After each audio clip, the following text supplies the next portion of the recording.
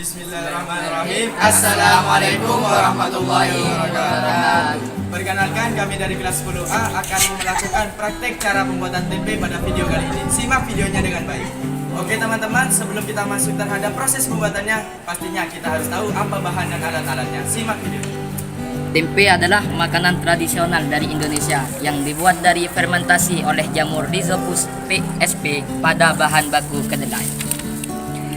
Tahapan pertama yaitu perendaman. Tujuan dari perendaman adalah agar terjadi fermentasi asam laktat dan dapat menimbulkan kedelai menjadi asam sehingga proses pertumbuhan tempe dapat terjadi. Pada saat perendaman ini juga diberi ileran atau lendir kacang kedelai supaya bau asam dan busa yang ditimbulkan dapat keluar sehingga mempercepat proses keasaman kedelai. Dan tahapan selanjutnya akan dijelaskan oleh Samsul Arifin. Tahap kedua yaitu penggilingan. Kacang kedelai digiling dengan penggunaan mesin penggiling supaya bijinya terbelah menjadi dua dan juga kulit pada bijinya lepas.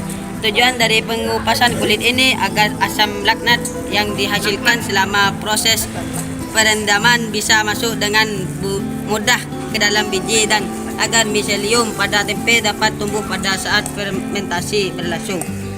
Tahap ketiga adalah pencucian. Tujuan dari pencucian ini supaya bau asam yang ditimbulkan hilang dan juga lendir yang dihasilkan oleh bakteri asam laktat pada kedelai dan kacang merah hilang. Adanya lendir pada tahap ini dapat menghambat proses fermentasi. Tahap keempat yaitu perebusan. Tujuan dari perebusan yaitu membuat biji kacang kedelai menjadi lunak. Perebusan juga bertujuan untuk mematikan bakteri yang masih hidup selama proses perendaman. Tahap kelima yaitu pendinginan. Pendinginan ini bertujuan untuk mendinginkan kacang merah dan kedelai sebelum pemberian ragi.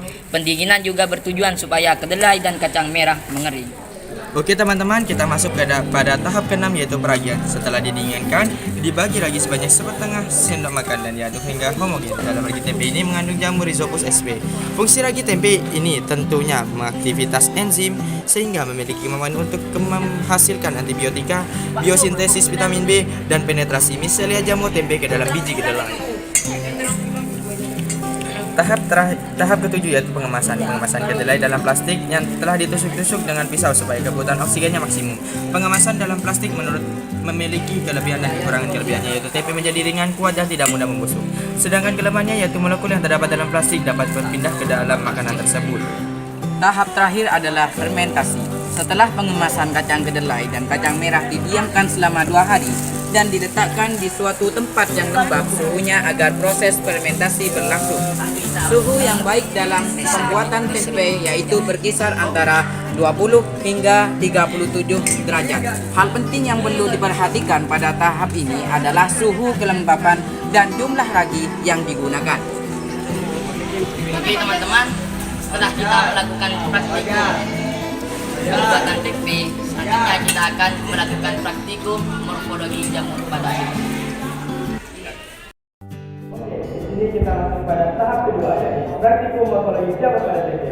Tujuan pada praktikum ini adalah untuk menganalisis bentuk juga mengamati jamur pada tempe, yakni Rhizopus oryzalis. Yang saja kita masuk pada alat dan bahan. Adapun alat dan bahannya yaitu yang pertama mikroskop dan yang kedua kaca preparat, yang ketiga kaca penutup, yang keempat pinset, yang kelima pipet tetes. Adapun bahan-bahannya yaitu aquades yang telah dituangkan di pipet tetes dan yang kedua yaitu adalah tempe. Oke, kita masuk pada tahap yang kedua yaitu prosedur kerja. Yang pertama kita pastikan semua alat di sini steril dan bersih agar tidak terkontaminasi dengan yang lainnya. Ambil jamur pada tempe menggunakan pinset. Kita langsung masukkan jamur pada kacang preparat. Kita ambil sedikit saja, jangan terlalu banyak dan jangan terlalu sedikit.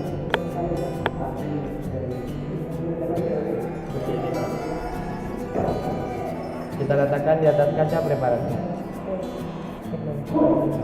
Setelah itu kita teteskan aquades di atas jamur tadi, jangan terlalu banyak, sedikit. Nah itu kita tutup dengan kaca.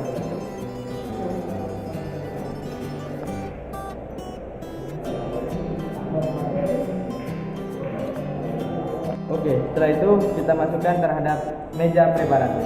Kita buka dulu mesinnya. Pastikan ini sudah ada di batas pojok meja preparasinya. Setelah itu kita lepaskan kuncinya. Setelah seperti ini kita hidupkan lampunya. Kita sesuaikan sesuai dengan jamur yang ingin kita beli. Kurang lebih seperti ini. Setelah itu kita menggunakan lensa yang paling kecil terlebih dahulu untuk melihatnya. Kita putar ke atas.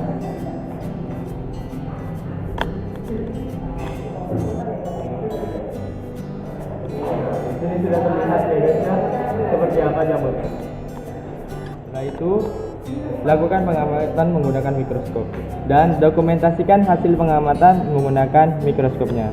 Lalu identifikasikan pada jamur JB tersebut. Ini kurang lebih ya guys fotonya.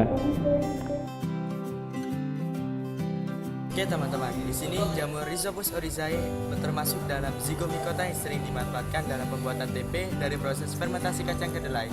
Karena Rhizopus oryzae ini sering menghasilkan enzim fitase yang memecah fitat membuat komponen makro pada kedelai dipecah menjadi komponen mikro sehingga tempe lebih mudah dicerna dan zat gizinya lebih mudah terserap tubuh. Fungi ini juga dapat memfermentasikan substrat lain, memproduksi enzim dan mengolah limbah. Salah satu enzim yang diproduksi tersebut adalah dari golongan protease. Teman-teman, di sini juga pada hasil penelitian kami dalam menggunakan benda mikroskop terdapat serabut yang biasa disebut dengan hifa. Nah, kotak hitam di sini merupakan sporangium atau dapat disebut sebagai kotak sporanya. Kotak spora ini memiliki fungsi yakni struktur yang berbentuk kotak yang berfungsi sebagai tempat pembentukan dan penyimpanan spora. Sporangium juga terdapat pada tanaman lumut, paku, dan jamur sebagai organ vegetatif tanaman lainnya. Untuk info lebih lanjut bisa kalian searching sendiri.